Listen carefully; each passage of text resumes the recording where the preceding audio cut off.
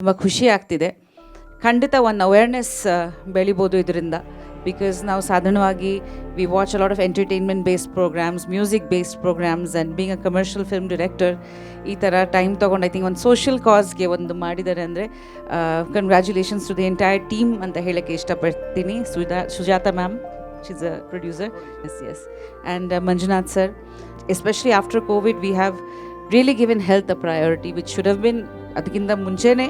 But ಇವಾಗ especially after Covid I think everybody has realise that health is your wealth, health is number one priority, family is number one priority. And ಈ ಥರ ಒಂದು documentary ನೋಡಿದಾಗ ಖಂಡಿತ we should all be grateful for whatever God has given us, like working arms, legs, you know, that I'm able to sit here and speak to you. Pratiyondakke we should be grateful to God. So Kandita, this is a very, very interesting and awareness building documentary. Kandita, I would urge elru iduna nodi, iduna share ಮಾಡಿ. Good luck to the entire team, and I hope that I see this on the big screen somehow, and ಆದಷ್ಟು ಜಾಸ್ತಿ ಜನ ಇದನ್ನು ನೋಡಲಿ ಅಂತ ಆಶಿಸ್ತೀನಿ.